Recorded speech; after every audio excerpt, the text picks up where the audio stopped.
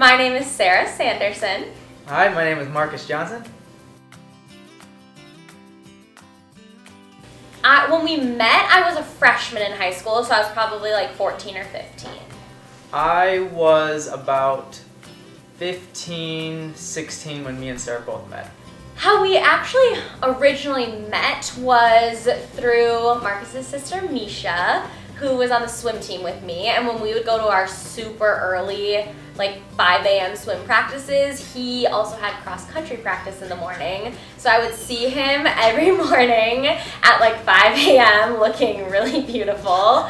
And like I always noticed him, and we would always just say like hi to each other with just a casual hello. It's kind of a funny story. Me and Sarah, we were in our sports in the morning, and I was shooting basketball right before practice, and I actually had my shirt off. And I saw Marcus in the gym playing basketball, as he would, conveniently with no shirt on, which I was a little infatuated, I guess you could say, with Marcus at that point. And I was not sure that the infatuation was reciprocated. Sarah came in for swim practice, and she crossed this garage door opener, and I saw her, and then she went back the opposite way, and she went back where she came from. And I kind of ran toward her, and I said, Sarah, Sarah, and no response. I heard him call my name as I like walked by the doors, and I freaked. I was like I just like got so nervous, and I was like, my initial reaction was like, run away. Just like run away, get out of this situation. It's too scary. The like love of my life is calling my name from the gym. But thankfully, Emily literally like manhandled me and like grabbed me, and she pulled me back over. She was like, Marcus is trying to talk to him. Like, no, I can't do it. I'm too nervous. And she like wrestled me back to the doors, and like right when Marcus walked out, we both were like, hi, Marcus. Finally, I met up with her, and I introduced myself. I asked her for her number, and I called her or texted her back that same day, and I didn't get a response. And a day went by, 2 days went by, and still nothing. And I remember texting her, hey, it's Marcus, Marcus Johnson, and I asked her for your number, and still nothing. Then I saw her at school, and eventually she got back to me. She said she was busy, but I think it was just nerves. Thankfully, he texted me that night, and this is kind of funny. He had texted me like, hey, what's up or whatever. And I was doing something, so I didn't see the text for a couple hours. And so before I responded, he texted me again being like, it's Marcus, in case I didn't know who it was. And like I still didn't respond for a couple hours, so then he texted me again being like, it's Marcus Johnson. And then of course when I finally got to my phone and saw it, again I was like freaking out, like, oh my god, he's gonna think that I don't like him. But I texted him back, and then the rest is kind of history. Then after that, I graduated high school. I was a year older than her. Then I went to college at UWM, and she was still a senior in high school. Well, 9 years, a lot happens in 9 years, especially I think when you start your relationship at such a young age. You go through so many different like life phases. And I remember when he went to college and I was still a senior in high school, like us that summer before he left, like trying to decide if we should stay together or break up, because a lot of people do, like when they go to college. And we had like finally decided like we're gonna do it, we're gonna try to make it work long distance while he was in Milwaukee and I was up north. And just that seeming like those, it's not even a full year, it's like one school year, that seemed like forever. And there was times where we were just like, how are we ever gonna make this work? During this time, we had a lot of FaceTime. FaceTime really, kept the relationship together. I came home a couple of times throughout the season for Thanksgiving and Christmas, and I surprised her one time. She didn't know I was coming. I surprised her. I snuck downstairs in her basement. Her mom knew I was there, and I was hiding under these pillows, and I was watching her for her to come down the stairs, and she came out, and I surprised her, and she was so shook, but she was happy at the same time. My sister Emily was already at UWM, so I got to go down there and see her a couple times. And when it came time for me to pick where I was going to go to school, it was like a total no-brainer for me to go to Milwaukee as well. Then we both went to college together at UWM. She came here with me, along with her sister, who was a year older than me. It was the three amigos who were at UWM. I think every time we do long distance, it's a good like test of our relationship and a good chance for us to like also find our own individual like interests and loves. And I think that's probably one of the keys to our relationship is like we've always both followed our own passions and our own dreams and had like our own lives that we do together, if that makes sense, versus like just always depending on each other for, you know, like all of our interests. And I think that's helped us like grow together as opposed to like growing apart through all the different phases. I went to school together. I graduated, and eventually she graduated, and we were both working in Milwaukee. And then I decided that I was going to join the Army, and with that I would have to travel down to Fort Jackson, South Carolina, and then eventually I'd make my way over to Fort Benning. It was a dream or a passion that he had forever. Like he's talked about doing it since high school. Like it's always been a thing for him, but there's just always been other things that kind of took priority or that were like other opportunities with track and with school. And then with him working at Milestones after college, like there was just always other things going on. And I think he kind of got to a point where it was like, it's like now or never. And if I never do this, I'll always wonder like if I should have. So me reluctantly at first, but I eventually kind of came around and like realized that this is just another chapter of our story where we have to like follow our own passions if we want to be happy together. So Marcus enlisted and he left for the Army in October. The times were tough, and it was definitely a challenge.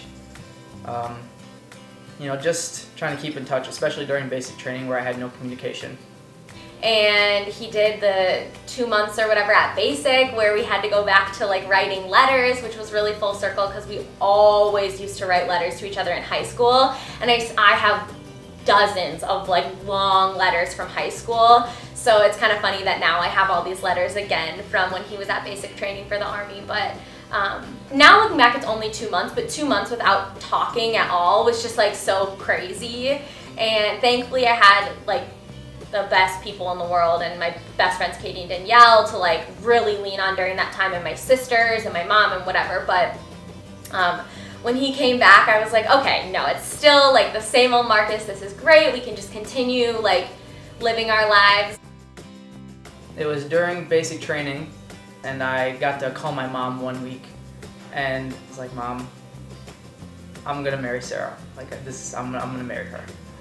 And my mom was crying. It was very emotional because I hadn't seen my mom for a while, and you know, I was like, I can't pick the ring up, but I'd like to do it for Christmas. And she's like, okay, I'll see what I can do, baby. I'll see what I can do. So she found a ring that that I liked and that she thought Sarah would like. And so I came home, and she gave me the ring, and I remember my heart starting to beat a little fast because it was starting to set in that this was real.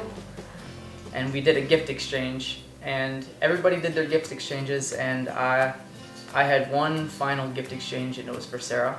Marcus got up to give like his little, I don't know, I thought he was just gonna say like, oh, I'm so happy that like I get to be with everyone for Christmas, and I thought he was just kind of giving a thank you, but then he asked me to come up to the front and you know, I got down on a knee and you know, I proposed to her, and I was totally caught off guard, even though apparently like everyone else knew, but I had no idea. I was so nervous, so happy. There were so many mixed emotions. I was frozen, but it was probably, you know, up to date the happiest moment of my life. And now here we are.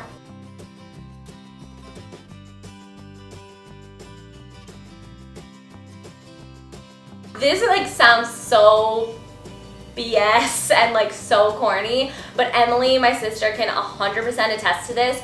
My freshman year of high school, like I was just instantly intrigued by him. Like something about him really intrigued me, and I knew I liked him. And it might have been like right around that summer between my freshman and sophomore year of high school, like the first time we ever really started like saying hi. Like it was very minimal conversation, and I would like stare at him at lunch. I told Emily, it's so weird, but I feel like I'm like meant to be with him. I remember telling her that. And then as soon as he started actually talking to me, like long before we were dating, there was anything serious, I told her, like, I think he's the person I'm supposed to marry. Like, there was just always this like thing, I don't know what it was. I was always so drawn to him, and I knew, and I told Emily, and part of her was just kind of like, yeah, whatever, but I just knew, and especially as soon as we really started dating, like 100% I knew. I've always known. I remember the first time I saw Sarah, I was in English class in Miss Johnson's class. But I remember this freshman came in the middle of our class to drop something off to Miss Johnson. And I remember I looked at her and I said, wow, like I gotta have her. I remember she had these white shorts on and this pink top, and she was tan and she was glowing and she was beautiful, and you know that's when I knew I had to have Sarah.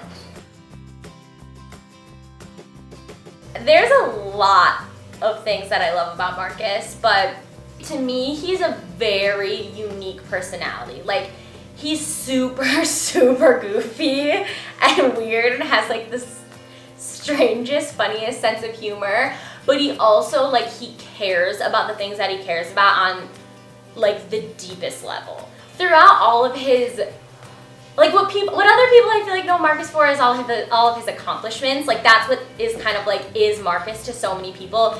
Like, when you're with him, none of those things even cross our conversation. Like, those just are the least important things to him. It's the people that he's around and that like he loves that are by far the most important to him. My favorite thing about Sarah is that she's very loving and caring. She will go out of her way to do anything for anybody. She always makes me happy. I just love her.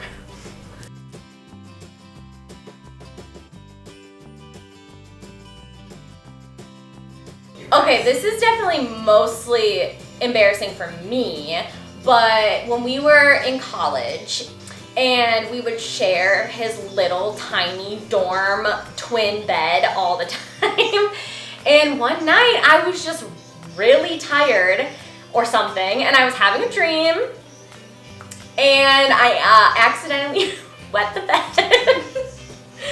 And I somehow didn't wake up to it, so he had to wake me up and tell me. So that was really embarrassing for me, personally. Most of the embarrassing things that have happened are me. The funniest and most embarrassing thing that's happened, not specifically to me, but to Sarah, that I can recall is we were having dinner here at the cottage, and I don't know why she had a wine bottle, but she had a wine bottle in her hand, and she ended up dropping it on her toe. The bottle didn't break or anything, but she dropped it and it stubbed her toe pretty bad. And all night she was complaining about her toe being hurt. But during that same night, she actually ran into the screen door, and she just wasn't having the best night. And I mean, in my mind, it's funny. I thought it was funny. I'm sure looking back at it now, she's laughing. And yeah, but I'm sure she was pretty embarrassed in that moment.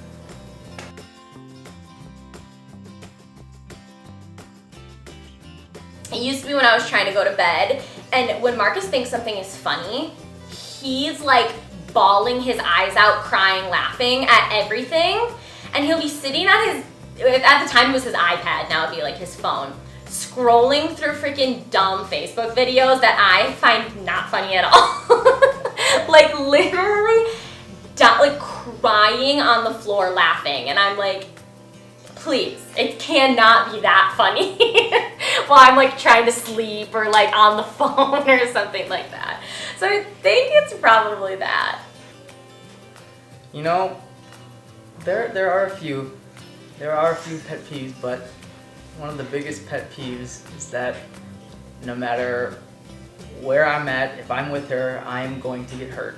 No matter what happens, she will bump into me, she will hit my shin, she will stomp on my foot.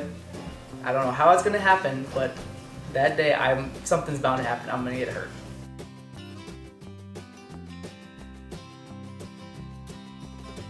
Marcus. I can't fathom my life without you. You've been with me for so long, and I feel like everything before you is just like a blur, because when I got you, I feel like that's when I really became like the truest form of myself, for sure. And I feel like everyone around me would agree with that. Like, everyone knows that, like, it's not even just when we're together, but like being with you has made me more happy than anything in this world. And I feel like we've just like had so much fun together. I don't look back at these 9 years and think like, wow, what like ups and downs, and like it's been such a roller coaster. Like, it's for the most part just been like amazing. Like, you just enrich my life in every aspect, and even being thousands of miles away from each other and spending our entire engagement on flights and back and forth, like, it's been the funnest year of my life. And to say that in such a like hard situation, I think is a huge testament to us and our relationship. And there's nothing I look forward to more than us like building more of a life together than we already have, and having babies and a friend for Kino. And I just like, our life is just gonna be so fun, and I can't imagine doing life with anyone else other than you. Love you. Sarah, thank you for choosing me. I love you so much. I can't wait to spend the rest of my life with you. I'm so happy, so blessed. I love you.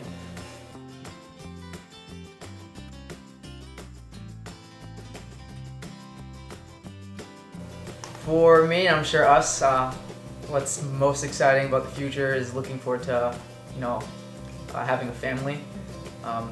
Kids, we already have our dog Kino. Maybe we could add one more dog or so, but definitely, starting a family and growing. Yeah, I was gonna say, much to the pleasure of the future grandmothers in the room. That's something we've always dreamt about, is having kids and like creating our own family together. And that's something we're like so excited for. Thank you so much to every single person that's here.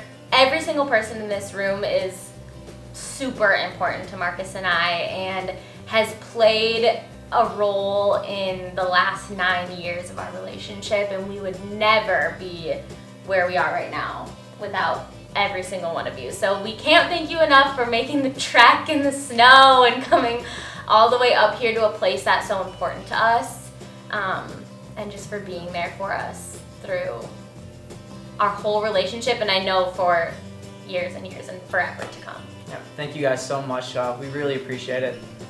We love you. Thank you, and let's get this party started. Let's party.